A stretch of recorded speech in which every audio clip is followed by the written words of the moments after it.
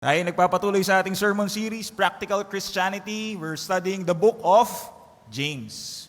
Malapit na po tayong matapos kasi hanggang second week of August na lang ang ating pag-aaral ng book of James. Alam niyo po, bago ako maging pastor, ako yung nagtrabaho sa iba't ibang kumpanya.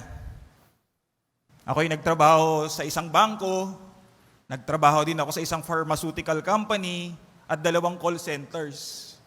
Now, bago po ako na-employ dito sa mga companies na ito, ay laging merong interview. Kayo rin ba, nung na-employ kayo, may interview? Yes, no? At laging may tanong, dun sa 4 na call center, 4 na kumpanya na yan, merong common na naging question para sa akin. At ako hindi naging confident sa pagsagot dito sa tanong na ito. Ano ba itong tanong na ito, Pastor? Ang tanong is, how do you see yourself 5 years from now? Natanong rin ba sa inyo yan nung ini-interview kayo? How do you see yourself 5 years from now? Ang hirap ng tanong kasi na ito because it talks about the future. Hindi mo alam kung ano mangyayari, pero pinapa-assume sa'yo anong nakikita mo. And yung pangalawang reason kung bakit mahirap ito, dahil hindi mo naman alam yung sistema ng company na papasukan mo, so yung sagot mo is just based on your own abilities. Diba? Ginigage mo yung sarili mong characteristics, skills, abilities, tapos sinasabi mo na sa palagay ko, in 5 years time, ganito na ako. So pwede kang sumagot na medyo humble ka, di ba? Sabi mo, I'm just a regular employee, ano na ako dyan, parang rank and file, medyo pa humble effect. Kaya lang baka sabihin, ay walang pangarap to. No? Kasi sinabi mo ganun lang. Pwede ka nang maging overconfident. Sabi mo, in 5 years time, I'll be a manager of a bank. Nag-a-assume ka na ngayon. Di ba? Kasi wala pa lang na-promote in 5 years to become a manager. So pinagtatawanan ka ng HR. Napaka-feeling naman ito, itong tao na to, no? Pero ganun talaga kasi hypothetical naman. Kaya lang hirap nga, kasi we are talking about the future which is unknown. Tapos wala kang basihan kundi ang sarili mo. So you rely on your own ability, skills, and talents, and you make a decision. Now, ang ating pong Diyos ay gusto niya gumagawa tayo ng plano sa ating mga buhay. We make plans for ourselves. We make plans for our families. And of course, sa ating planning, we take in consideration our skills, abilities, and resources. And of course, kailangan kasama ang Diyos sa planning. Tama ba? Dapat. Pero alam nyo ba na hindi lahat ay sinasama ang Diyos when they make plans for the future? 5 years from now, 10 years from now. Of course, yung mga unbelievers, walang Diyos yun na kinoconsider. Pero kahit Kristiyano, minsan hindi kinoconsider ang Diyos in their planning. At yun yung naging issue dito sa book of James sa chapter 4, verse 13 to 17. Mga believers sila, but when they make future plans, it's just based solely on their own abilities. Tinatanggal ang Diyos. Yun po ang ayaw nating mangyari. Kaya ang title po ng ating preaching sa umagang ito is Relying Not on One's Ability. Kasi yun yung ginagawa ng mga believers na kinakausap ni James dito sa chapter 4, verses 13 to 17. Tumayo na po tayo, basahin natin ang salita ng Diyos sa umagang ito. James chapter 4, verses 13 to 17. Let us read. Now listen, you who say, today or tomorrow, we will go to this or that city, spend a year there, carry on business, and make money. Why? You do not even know what will happen tomorrow. What is your life? You're a mist that appears for a little while and then vanishes. Instead, you ought to say, if it is the Lord's will, we will live and do this or that. As it is, you boast in your arrogant schemes. Verse 17, all such boasting is evil. If anyone then knows the good they ought to do and doesn't do it, it is sin for them. Let's come before the Lord in prayer. Father God, we thank you for this morning that you have given us to come together as a church. We thank you for the protection and the safety that you have given to us throughout the whole week. And we praise you, O Lord God, for the opportunity to once again listen to you. We pray that you will empty our hearts and our minds from anything that will distract us, that will take away our attention from you. We pray, O Lord God, dear Holy Spirit, that you will fill us anew. Using your word, O Lord, teach us valuable truths and lessons that we can immediately apply in our daily lives. This is our prayer in the mighty name of Jesus Christ. Amen and amen. Makakaupo na po tayong lahat. So nabasa po natin itong sinulat ni James sa mga kaibigan niya, mga kapatid sa Panginoon, believers. Now, during this time, when James was writing, isa po sa popular or pinakamaraming ginagawa na trabaho ay yung pagiging merchant. Okay? Meron silang mga goods na inaani or ginagawa, di ba? May handicraft silang ginagawa, tapos sila yung nagta-travel to different cities at sila yung nagbebenta. So that's the common practice noon, merchant sila. So it was not ordinary na ganun yung ginagawa. May mga nagta-travel na mga believers. But here, ang issue ni James ay merong mga merchants, yung other scholars pa nga sinasabi, they are wealthy merchants. They have discussed their business deals. And they are boasting about it nang hindi pa nangyayari. Wala pang evidence. And yet they are so confident that it will happen. Because one, siguro in their past ay nangyari na, so may previous experience na. Pinanghahawakan nila yung kanilang previous experience. Pangalawa, bilib sila sa kanilang mga sarili. Kayang-kaya ko to. Magaling ako makipag-trade. So, nag-a-assume na sila na may mangyayari. So, dito si James, ang first point natin, he gives a warning to these people. A warning against self-sufficient arrogance. Nagyayabang na, hindi pa nakikita, wala pang proof, walang evidence, ang kanilang basihan na yung kanilang mga sarili. Verse 13, sabi dyan, now listen, you who say. Now, yung word dyan na now listen, it is an interjection.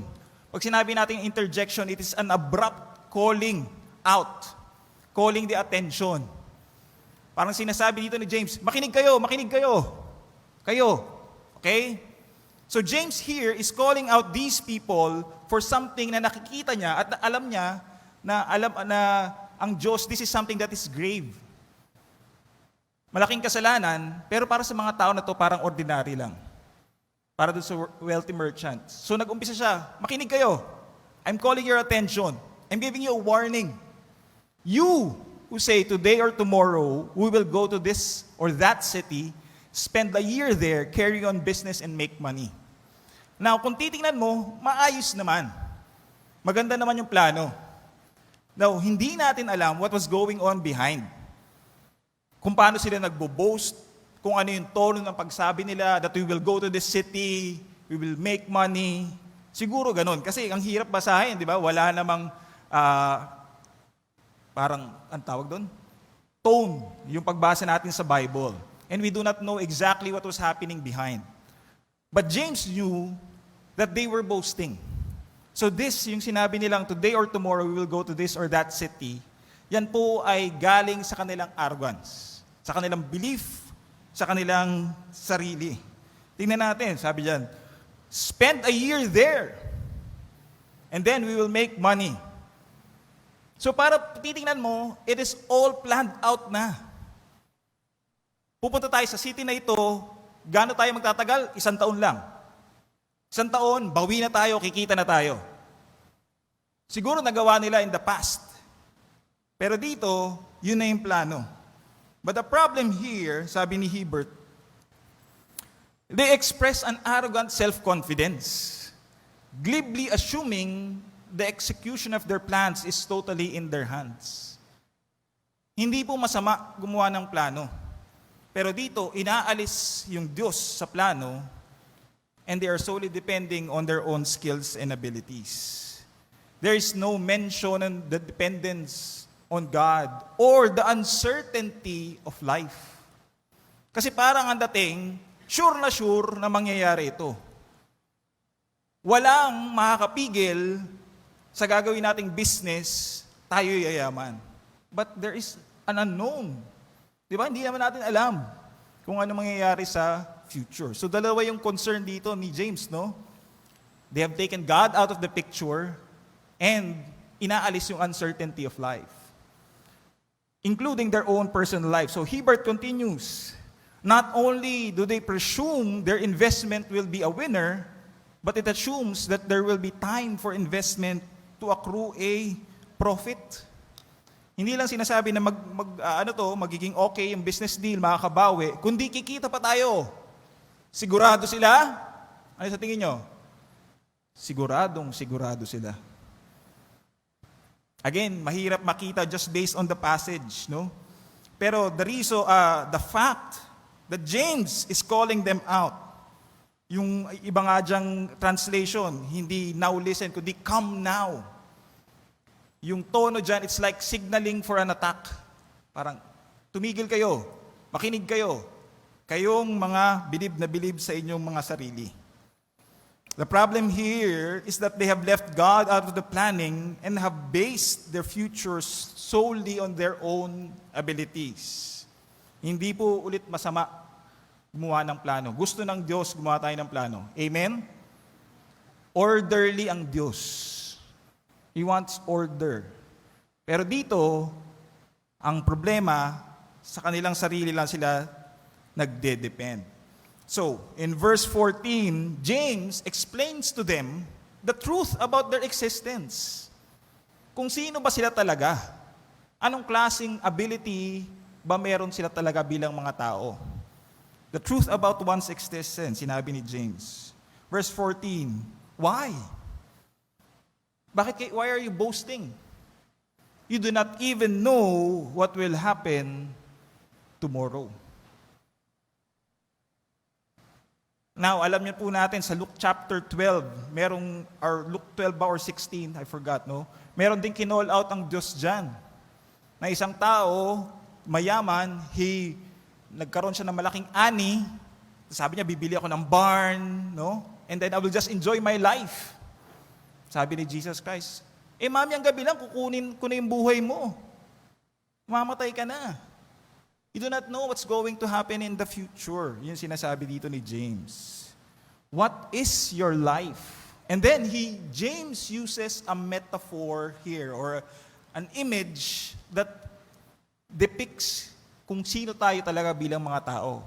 You are a mist that appears for a little while and then vanishes. Smoke sa ibang version. Iba naman, vapor. Nandyan ka, mamaya, wala ka na. Ganun lang kaiksi daw ang buhay, ganun ka uncertain, ganun ka volatile, ganun ka ambiguous. Di ba sumikat yung term na VUCA? Alam niyo yun? Nung nagkaroon ng pandemic. Volatile daw ang buhay, uncertain, complex, ambiguous. This is the perfect picture daw, sabi ni James. You are just a mist. Sinasabi ni James dito, life is precarious. Ibig sabihin, it's not held in a firm position. Anytime, pwedeng magbago yan. Huwag kayong pakasigurado. Okay? Huwag kayong pakasigurado sa mangyayari in the future. So here, sabi ni Charles Spurgeon, the apostle emphasizes the folly. You are foolish in thinking na yung plano nyo plakado na at mangyayari according to your own desires. Sabi niya, the folly of this supposed foresight by telling us that we cannot even reckon upon another day. Even in the morning, we cannot make sure of the eventide, nor in the evening can we reckon upon the next morning. Wala po tayong assurance sa ating mga buhay. Ilan po kaya sa buong mundo ang natulog kagabi at hindi na po bumangon? May plans rin kaya sila kagabi to do what they are going to do today? I'm sure.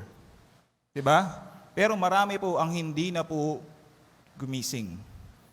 Meron po ba gumising ngayong umaga, hindi na abot mamayang gabi? Meron. May mga aksidente, may mga sakit na baka kunin na ng Diyos. Pastor, parang brutal mo naman ang pinagsasabi. Pero yun yung sinasabi ni Charles Spurgeon eh. Ganon daw talaga ang buhay. Wala kang kasigurahan. Morning, hindi ka sigurado kung anong mangyayari sa gabi. Ngayong gabi, hindi ka sigurado sa mangyayari bukas. Okay? So Charles Spurgeon continues, James puts the matter strongly when he asks, what is your life? You're just a vapor, a mist. You do not know what is going to happen on the morrow, for you do not know your own life. Like a mist, like a vapor, we may be here, but eventually will vanish immediately. No trace. Pastor, parang hindi nakaka-encourage yung message mo ngayong umaga na to. Merong encouragement sa dulo. Okay? Pero ito po yung truth daw ng ating existence bilang mga tao. So James here in verse 15, he calls us to correct our perspective, one's perspective. Baguhin nyo ang inyong pananaw sa buhay. Sabi niya, instead. Pag sinabi mo kasing instead, ano yan? It is to indicate a replacement. Okay? In place of. Sa Tagalog nga, sa halip. Diba? Iniisip nyo, ito yung magiging plano, talaga sigurado ko. Pero sabi dito ni James, sa halip, ito yung dapat nating iniisip. Instead, you ought to say, if it is the Lord's will, we will live and do this or that. Sa Tagalog nga, sa halip, kung loloobin ng Panginoon at nabubuhay pa ako, alay mo, may ganun pa, di ba? Kung loloobin ng Panginoon at nabubuhay pa ako, gagawin natin ito at iyan. Here, we see dapat na meron tayong awareness na yung ating mga buhay, it is totally in the hands of God. It is good and great to make plans, but dapat may room for flexibility. Okay? Flexible tayo. Kasi sila dito, presumptuous, ganito yung mangyayari. Pag hindi nangyayari, minsan magagalit pa sa Diyos yan. Di ba? Ito na yung plano eh. 1 year lang kami, Lord. Dapat makabalik na kami. Makagrain na kami ng profit. Eh paano kung hindi?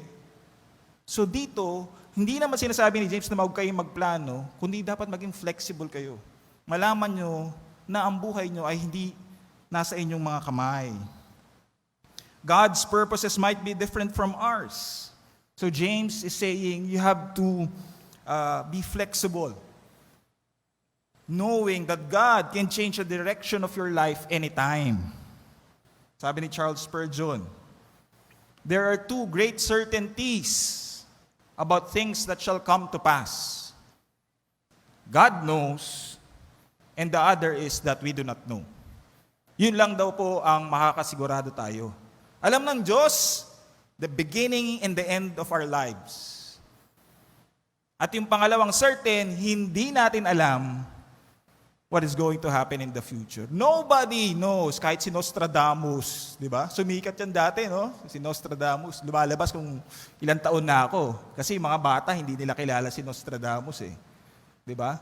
Yan daw ay mga fortune teller, no? Mga nagsasabi ng future. Nobody knows. Okay? Wala po nakakasiguro. That is the only two things that is certain. And itong fact na ito is also present in the letter of James. Sa 1 Corinthians, di ba sinasabi ni James, or sa Acts, lagi binabanggit ni James yan, I will return again to you, God willing. Lagi niya dinidikit. Sa 1 Corinthians, I will come to you shortly if the Lord wills. Sa 1 Corinthians din, I hope to stay a while with you if the Lord permits. Okay? Laging meron lang acknowledgement na pwedeng hindi mangyari yung ating mga plano. So change your perspective. And then he ends yung ating fourth point dito, a reprimand to those who boast.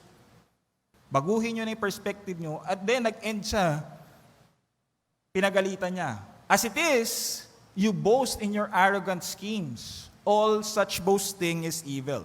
Yung boast dito, na word, it refers to a self-congratulation or self-congratulating without evidence, without sufficient reason.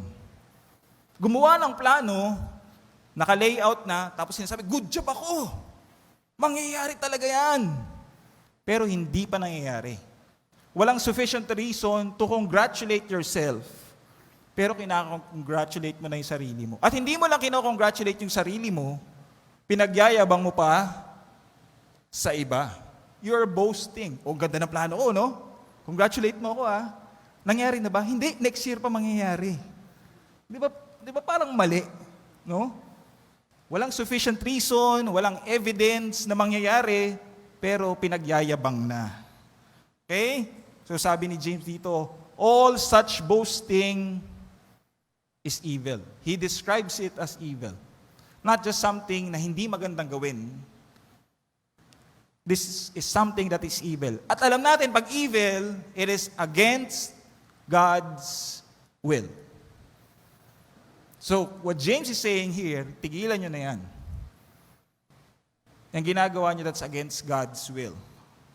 This prideful expression is actually poneros or evil, no? It's not just bad. It's not just something na hindi maganda gawin, but this is evil. Do not boast. Relying not on one's own ability, ang ating preaching. My prayer is tayo pong mga FCFers in our individual lives, in our families, and even as a church, tayo po hindi ganyan. Solely depending on our own abilities. Inaalis ang Diyos sa pagplano. So, Pastor, asan na yung challenge for us? Kasi hindi po natapos si James, kasi verse 17, meron pong reminder si James. Basahin natin. 1, 2, 3, read. If anyone then knows the good they ought to do and doesn't do it, it is sin for them. Now, in-explain ni James na wala po sa inyong kamay ang future. Volatile, uncertain, complex, ambiguous. May dalawang extreme kasi. Yung isang extreme, yung sobrang sigurado ka na ito na yung mangyayari, yun yung pinapagalitan ni James. At meron naman, dahil ang pananaw nila sobrang uncertain ang buhay, ang nangyayari, inaction. Wala na pong pagkilos. Puro fear na ang nandun sa puso. Hindi naman pala natin alam kung ano mangyayari bukas. Bakit pa ako magtatrabaho? Hindi naman pala natin malaman kung anong mangyayari mamayang gabi. Bakit ko pa gagawin to? So yun yung kinakall out ni James. Hindi daw dapat yun ang maging conclusion natin. Yes, may awareness tayo that life is volatile, it's uncertain yan. But, even if we don't have yung destiny, yung fate natin in our own hands, it should still drive us to obey God. Hindi yung inaction and fear. Kaya nga sabi ni Moffat, yet we also see that the uncertainty of life to which James referred to in the previous passage should not create fear that makes one passive or inactive. Kasi pwedeng ganun yung mangyari sa'yo. Hindi ko na pala alam mangyayari sa future eh. Kabado ka na, passive ka na, inactive.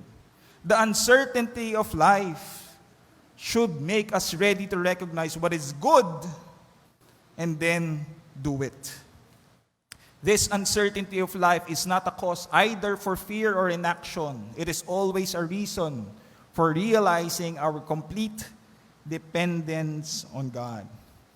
James here, in James chapter 4, verse 13, has urged his readers to take God as a part of their planning.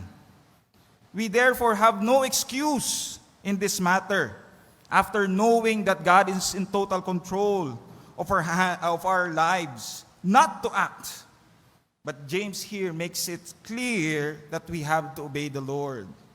So in James chapter 4, James is calling out the wealthy merchants who are so confident with themselves, taking God out of the picture. James warns against this presumption. We know that our lives can take an unexpected turn at any moment. But we have to remember that God is still in control, and we should humbly seek after God's purposes for our lives and then put it into action. Bago po tayo magtapos, meron po akong dalawang question na gusto kong pag-isipan natin throughout the whole week, especially yung ating mga young professionals at mga youth. Kasi po, kayo po yung mga madalas or kadalasang gumagawa ng plano for your future, no? Katulad ko, nung tinanong, how do you see yourself 5 years from now? Unang tanong, where is God in our planning for the future? Kasama ba ang Diyos? Tanong, kasama lang ba siya? Or siya yung primary na nagdadirect sa ating pagplan for our future? Now, mga kabataan, mga youth, gusto natin magkaroon ng magandang trabaho, magkaroon ng pamilya, magkaroon ng mga bahay, kotse. That's good, no? Those are good planning. Pero, sometimes, in our planning, we take things na draw us away from God. Alam niyo po ngayon, marami ng opportunities or mga trabaho na nag-work even the weekends. Dati wala nun eh. Monday to Friday lang ang work. Saturday rest, Sunday church. Pero ngayon, dahil may call centers at marami ng establishment na 24/7, marami nag-work over the weekend pa rin. Ang tanong, sa pagplano mo sa future mo, asan ang Diyos? Kasama ba dyan? Or sa pag-achieve mo ng plano mo, kagustuhan mo, ay napapalayo ka sa Diyos? Meron pong isang commercial dati na isang pulubing bata, tapos nanghihingi siya ng alms. Sabi niya ganun sa commercial, isama niyo naman ako sa pangarap niyo. Sabi ng bata. Ganun ba ang pananaw natin sa Diyos? Para ba siyang naghihingi ng alms sa atin na parang isama niyo naman ako sa mga pangarap niyo, mga kabataan, mga young professionals. Isingit niyo naman ako sa future plans niyo. Okay? So, nasaan ang Diyos sa plano mo sa future? And then next question na gusto kong pag-isipan natin is how will we react when God steps in and rearranges our plans? May plano tayo sa buhay, good. Pero paano kung in the middle of your plans, mag-step in sa Diyos, sabi niya, I'm changing the direction of your life. I'm rearranging what's going to happen. Anong magiging reaction mo? Prepared ka ba for God to parang sumingit or pigilan ang mga plano mo because it is not going according to His will and His purpose? Or magagalit ka ba sa Diyos dahil parang pinipigilan niya ang sarili mong plano sa buhay mo? We are talking about the future. Something that we do not know. Pero ito, dalawang question na ito, maganda pag-isipan mo na habang gumagawa ka ng plano. Where is God in your planning for the future? And how will you react when God steps in and rearranges your plans? Let's come before the Lord in prayer.